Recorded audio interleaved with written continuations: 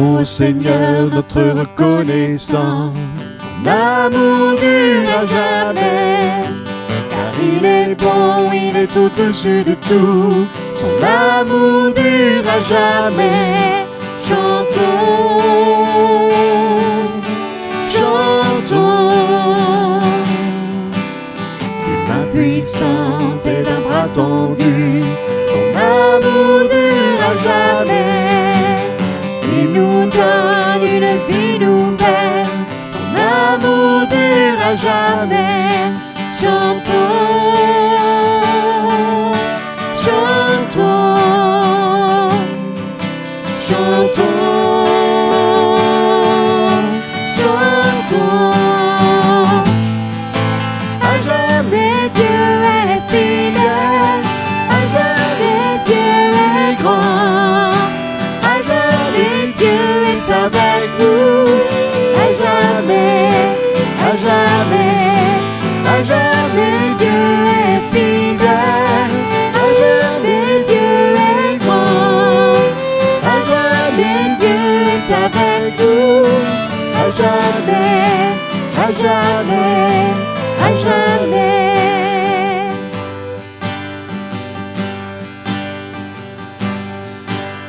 Du lever du soleil jusqu'à son coucher, son amour dure à jamais. Par la grâce de Dieu, nous persévérons, son amour dure à jamais. Chantons, chantons, chantons,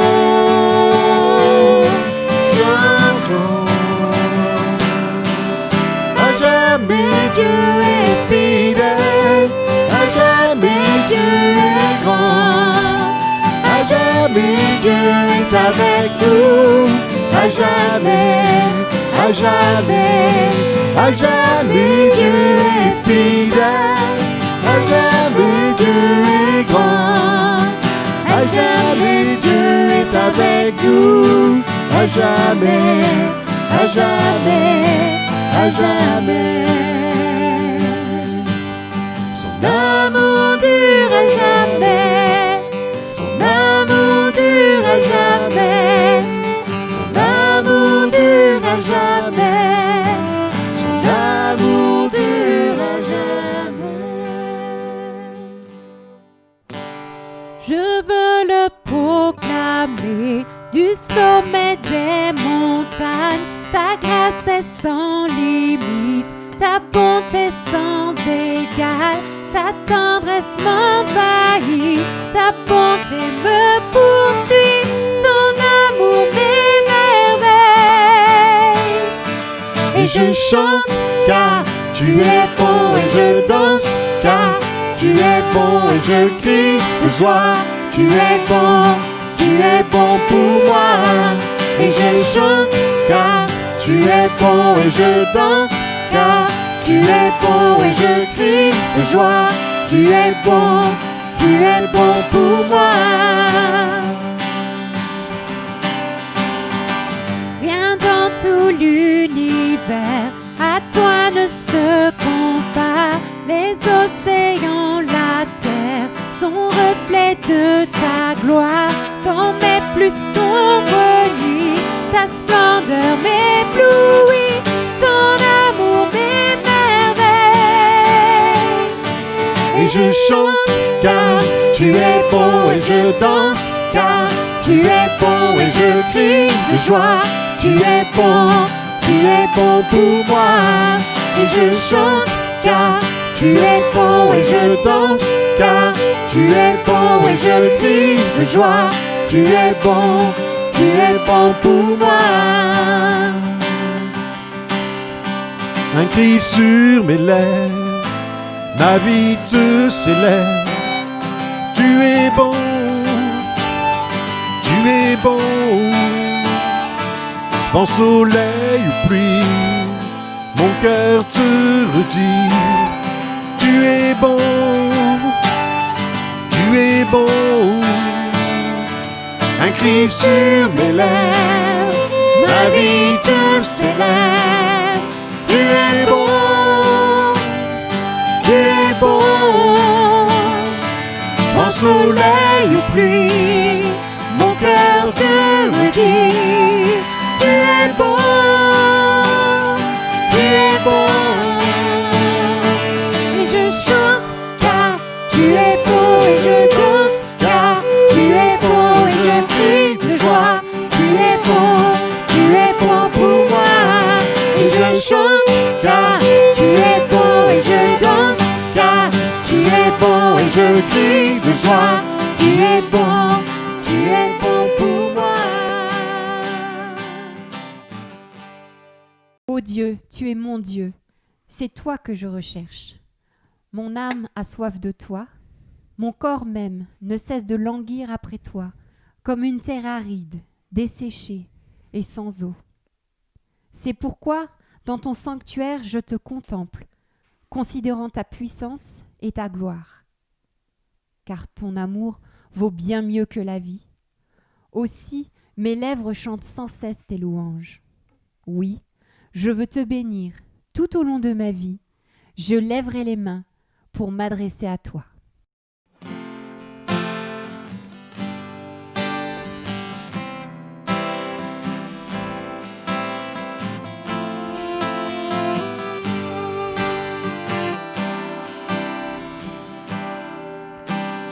Merveilleux, si merveilleux est ton immense amour. Ta croix proclame la grâce de Dieu sur moi. Personne n'a vu ni entendu et nul ne peut saisir combien tu es puissant et glorieux.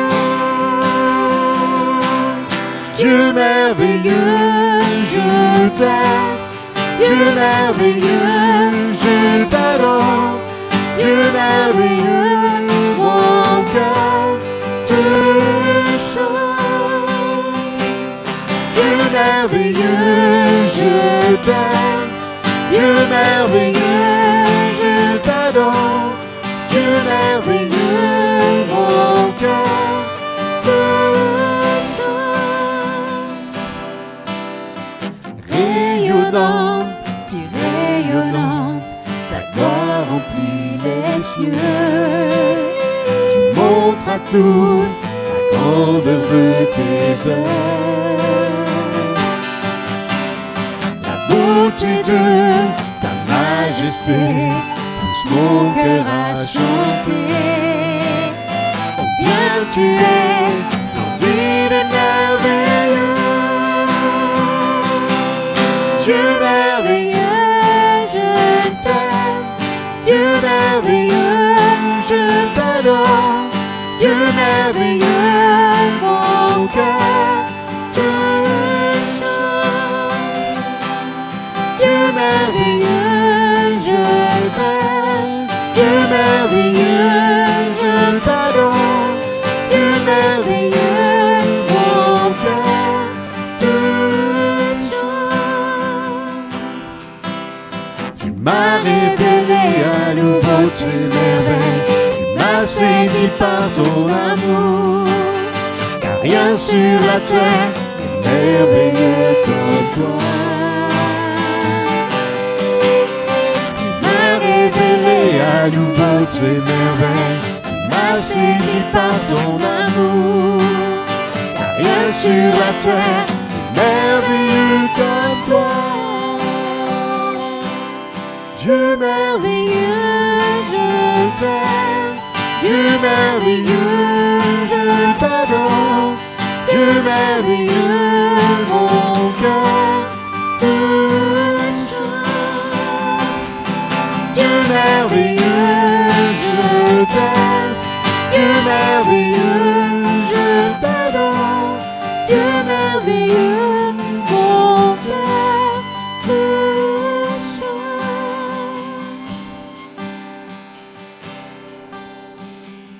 Et Seigneur, tu es merveilleux, nous bénissons ton nom parce que tu es ce Dieu merveilleux.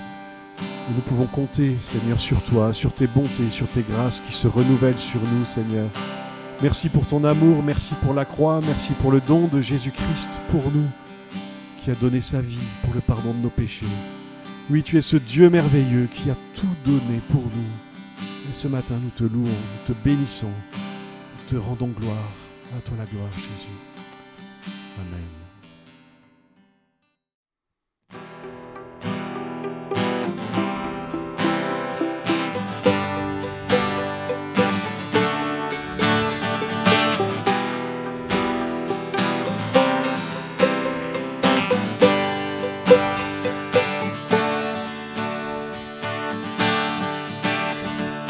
Tu transformas l'eau en vin,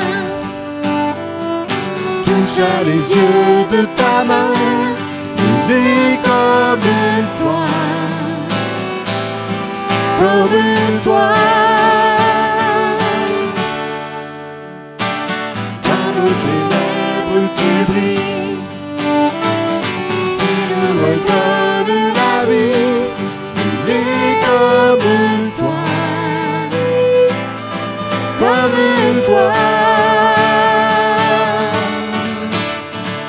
Dieu admirable, inébranlable, ton nom surpasse toute puissance.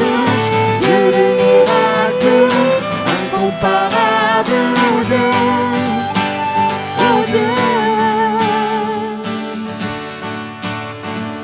Dans nos ténèbres tu brilles, tu nous redonnes la vie, unis comme une toile, comme une toile. Dieu admirable, inébranlable, ton nom surpasse toute puissance. Dieu de miracles, incomparable, oh Dieu, oh Dieu. Dieu admirable, inébranlable, ton nom surpasse toute puissance. Dieu de miracles, incomparable, oh Dieu, oh Dieu. Si notre Dieu est pour nous, qui pourra nous arrêter? Et si Dieu est avec nous, qui sera contre nous? Si notre Dieu est pour nous, qui pourra nous arrêter? Et si Dieu est avec nous, qui sera contre nous?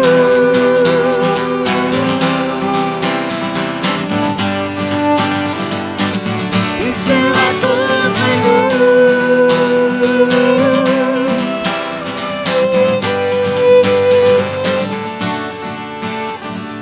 Dieu admirable, inébranlable, ton nom surpasse toute puissance.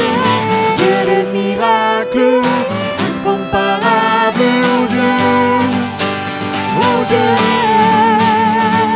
Dieu admirable, inébranlable, ton nom surpasse toute puissance. Dieu de miracles, incomparable, oh Dieu, oh Dieu. Si notre Dieu est pour nous, il pourra nous arrêter. Et si Dieu est avec nous, il sera contre nous. Si notre Dieu est pour nous, il pourra nous arrêter. Et si Dieu est avec nous, il sera contre nous.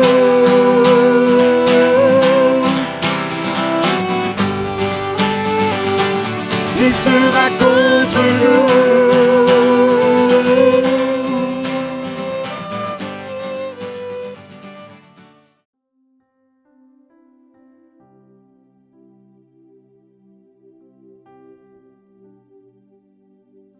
Bonjour à tous et nous sommes heureux de vous retrouver. Oui, c'est une joie de vivre ce culte tous ensemble et parce que quand on se retrouve au fond, on dresse la table, eh bien nous allons méditer en puisant dans la parole de Dieu la nourriture qui va nous fortifier. Alors, tous à table.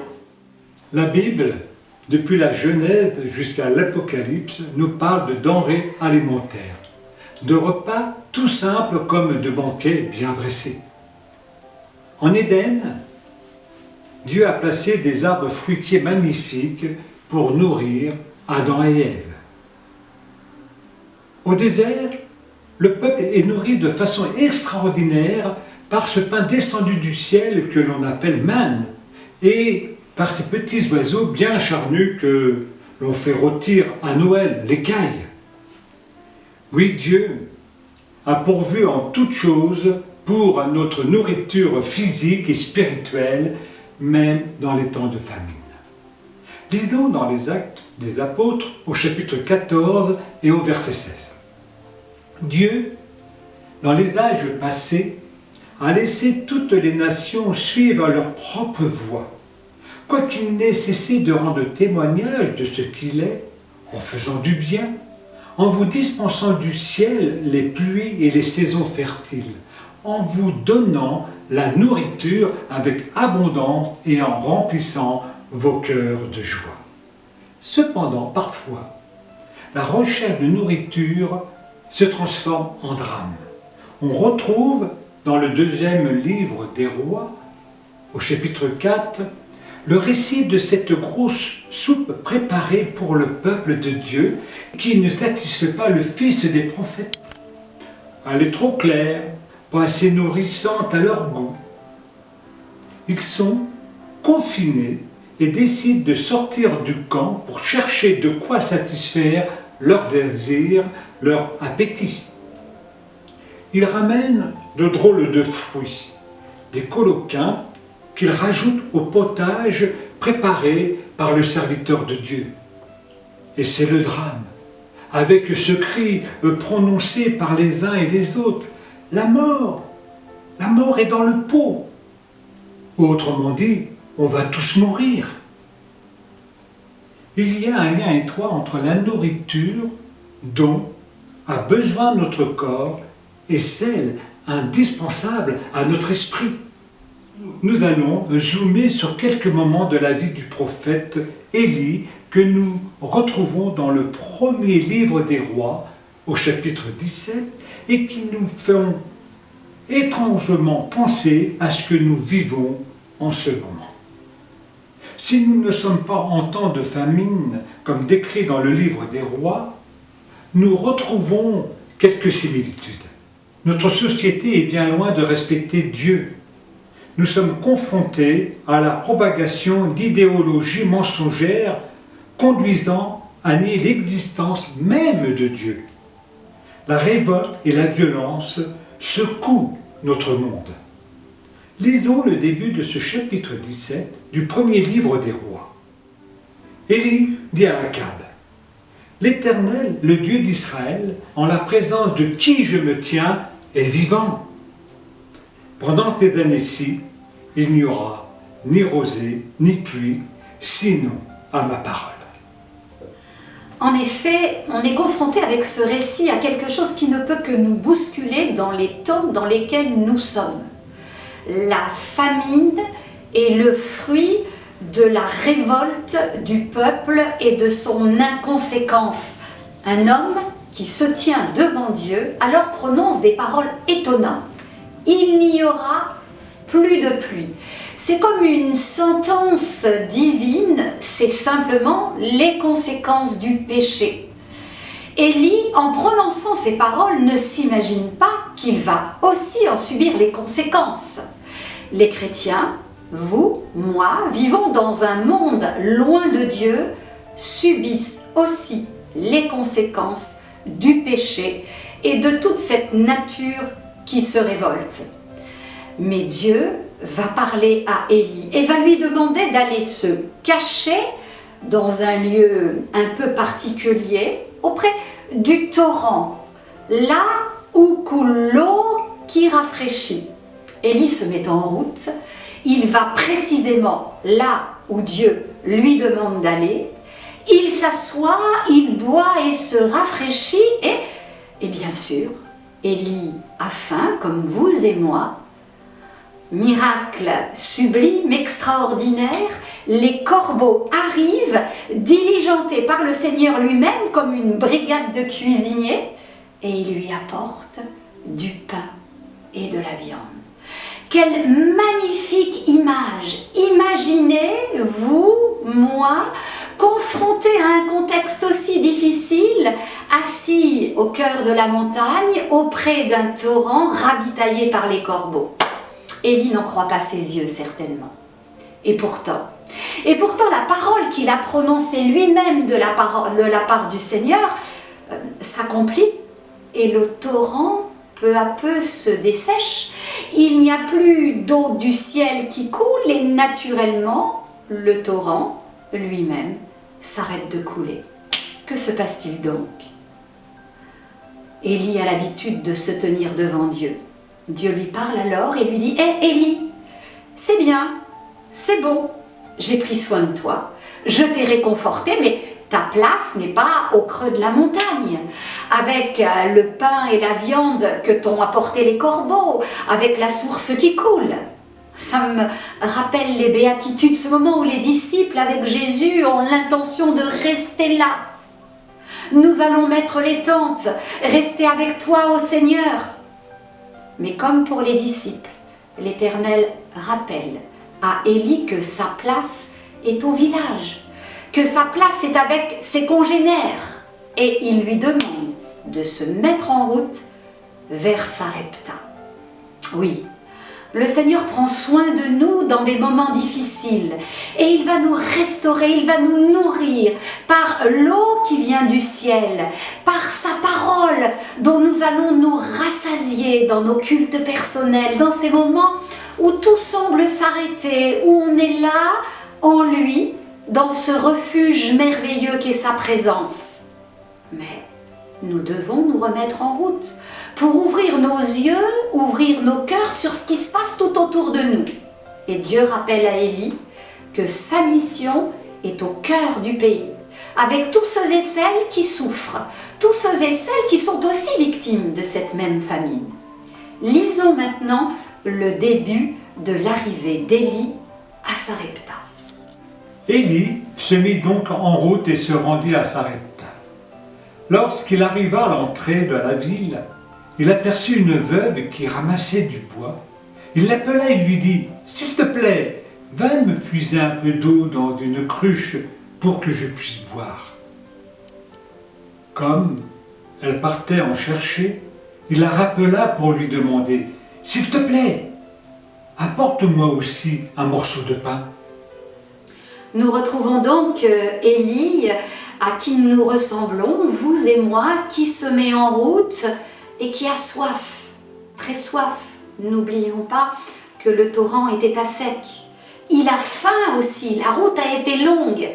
Il est fatigué et Dieu lui a demandé cependant de retourner vers la ville et d'entrer en relation avec l'autre. Il est là, son regard croise une vieille femme qui va chercher du bois. Ça me rappelle une autre histoire, un peu analogue, celle d'un Jésus fatigué, qui a soif et qui a faim, et qui s'assoit au bord de la margelle. C'est là qu'il rencontre la femme samaritaine. Ce matin, vous et moi sommes certainement fatigués, lassés, c'est compliqué, c'est difficile. Mais le Seigneur nous appelle à vivre cette rencontre qui va produire quelque chose de particulier, je vous l'assure. Élie interpelle cette femme et il lui dit « Va me chercher à boire, s'il te plaît. » Bienveillante, pleine d'empathie, elle se met en route. Et le prophète la rappelle. La faim le taraude et si seulement avec l'eau tu pouvais aussi m'amener du pain. Je crois qu'il a oublié le contexte dans lequel ils sont. La faim et la soif l'obligent à exprimer son désir. Dans ces rencontres, il se passe souvent des choses étonnantes, un dialogue, un échange, un cœur à cœur. Ce cœur à cœur permet à cette femme que la Bible nous pointe comme étant veuve, elle commence à parler de son malheur, de ses difficultés. Elle n'a plus rien. Elle veut bien répondre à la demande du prophète, mais elle n'a même pas un peu de pain. Oh, si tu savais, prophète de l'Éternel, ce qui m'arrive. J'étais partie chercher du bois pour faire un peu de feu et cuire une dernière galette avec le peu d'huile, le peu de farine qui me reste. Et puis au fond, nous allions nous nourrir, mon fils et moi, et nous allions certainement attendre la mort. Je crois qu'aujourd'hui, dans les temps dans lesquels nous sommes, beaucoup imaginent que la seule issue à ce contexte, et si ce n'est la mort physique, en tout cas, c'est le drame et c'est les pires hypothèses. Et il est important que nous puissions faire part de nos peurs, de nos doutes, de nos inquiétudes aux prophètes, aux serviteurs de Dieu, à nos voisins, à nos amis, à celui qui vient à notre rencontre, mais plus encore, à notre Seigneur, qui entend le cri de nos cœurs et qui veut aussi que nous puissions lui formuler notre impuissance, notre incapacité à répondre même à son appel. Oui, cette femme explique combien elle voudrait, mais elle ne peut pas. L'homme de Dieu, alors, écoute avec empathie, il semble comprendre et il lui fait cette réponse étrange. Va et fais exactement comme tu l'as dit. Va et ne change rien à tes habitudes. Va, tu es pleine d'empathie, va chercher ton bois, prépare ta galette, prends soin de ta famille et rapporte-moi une petite part de ta galette, rapporte-moi un quart de ta miche de pain. En tout cas, viens vers moi avec ce que tu auras préparé. Quelle invitation merveilleuse pour vous et moi à donner la première part au Seigneur. Et notez bien, parce qu'il a vu son cœur, il ne lui reproche pas de se mettre en route avec les projets qui sont les siens. Il ne lui reproche pas de vouloir prendre soin de sa famille. Oh, Dieu ne nous reproche pas nos inquiétudes, nos projets, nos difficultés à aller au boulot, nos difficultés à faire nos comptes, nos difficultés à imaginer qu'il puisse se passer un miracle. Non, il me dit, va et fais comme tu l'as imaginé, parce que j'ai vu la beauté de ton cœur. Mais n'oublie pas que la première part revient à Dieu lui-même. Alors cette femme va faire comme le prophète lui a ordonné. Et elle va commencer à cuire sa galette, elle va se rappeler des paroles de l'homme de Dieu. Et puis quand le gâteau est prêt, elle va vers lui, elle lui offre une part et elle se rend compte que la bénédiction est bien là. La Bible nous dit que non seulement elle va avoir de quoi manger, elle et toute sa famille, jusqu'à la fin de la famine, mais le serviteur de Dieu lui-même sera nourri. Quel texte extraordinaire pour vous et moi. Ce texte qui nous rappelle que Dieu pourvoit par l'eau en abondance. Ce texte qui nous dit que Dieu nous donne à manger par le pain en permanence. Ce pain de vie descendu du ciel, cette parole qui nous rassasie. Mais elle nous encourage aussi à vivre le miracle en communauté, liés les uns avec les autres par cette communion fraternelle qui est matérialisée par la scène, le pain rompu pour nous qui représente le corps de Christ, le sang Jésus qui a coulé pour nous et qui est symbolisé par le fruit de la vigne.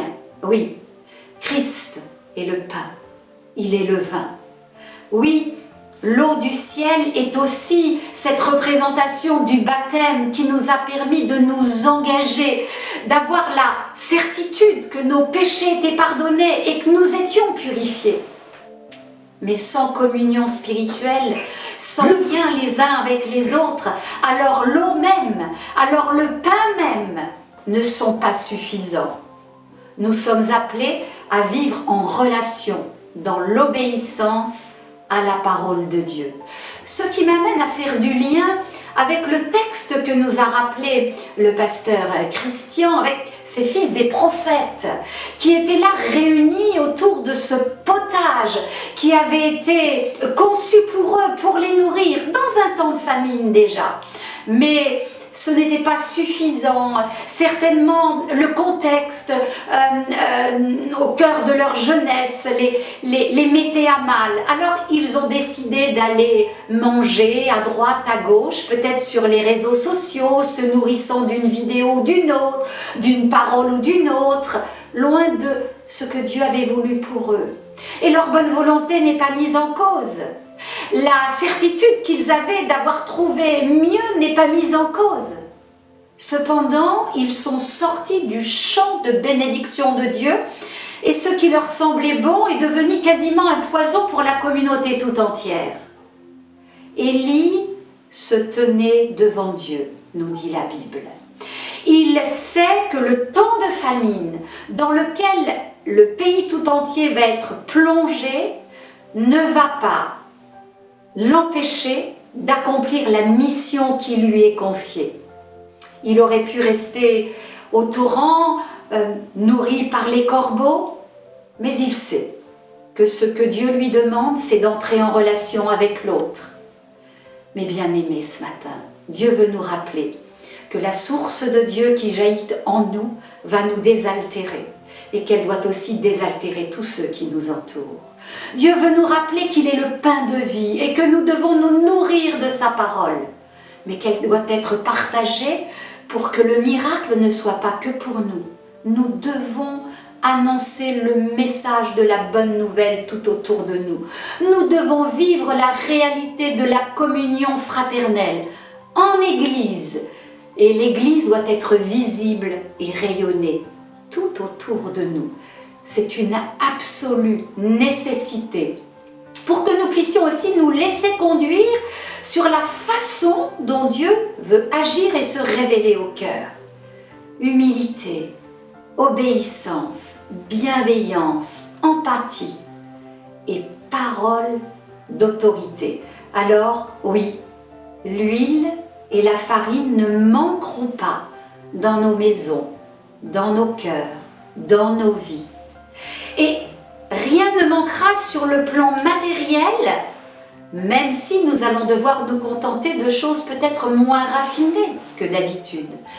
Rien ne manquera sur le plan spirituel, car la Bible nous a promis par le texte lu dans Amos et dans les Actes des Apôtres, nous assure aussi de la joie au cœur de la famine. Écoutons maintenant ce que le prophète Amos nous disait et puis ce que David nous rappelle dans ce psaume en nous invitant à ce que Dieu est toujours la première place, la première part. Écoutons. Amos, chapitre 8 et verset 11. « Voici, des jours vont venir, dit le Seigneur Dieu, où j'enverrai de la famine dans le pays. Ce ne sera ni la faim demandant du pain, ni la soif de l'eau, mais le besoin d'entendre la parole de l'Éternel. » Psaume, chapitre 37 et au verset 4. « Fais de l'Éternel tes délices et il te donnera ce que ton cœur désire. Recommande ton sort à l'Éternel, mets en lui ta confiance et il agira. » Prions. Seigneur, tu es là au milieu de nous dans ces temps de famine spirituelle, dans ces temps si difficiles au niveau du contexte économique, de la peur du virus, de la violence. Mais tu es là, Seigneur. Et nous voulons tous ensemble nous tenir devant toi comme se tenait Élie et recevoir de toi la parole qui va nous diriger près du torrent, qui va nous permettre d'être nourris divinement, mais qui va nous encourager aussi à entrer en relation les uns avec les autres pour être source de bénédiction pour une veuve, pour un père, pour une mère, pour un jeune découragé, pour notre voisin de quartier, notre collègue au travail. Oui, Seigneur, tu veux nous donner une parole d'amour et d'autorité qui va être source de bénédiction pour l'autre et à laquelle nous allons être pleinement associés pour que chacun puisse faire de ta parole ses délices et te voir agir. Ô Seigneur, donne-nous de savoir te donner toujours la première place, la première part. Parce que lorsque nous nous occupons alors de tes affaires, toi, assurément, tu t'occupes des nôtres. Bénis mes frères et sœurs, bénis mes amis, bénis ceux et celles qui nous écoutent ce matin. Que les yeux de leur cœur s'ouvrent pour qu'ils voient les choses autrement et que leur cœur soit rassasié. Dans le nom de Jésus. Amen. Amen. Au revoir à tous. Soyez bénis. Et bon appétit. Nourrissez-vous spirituellement.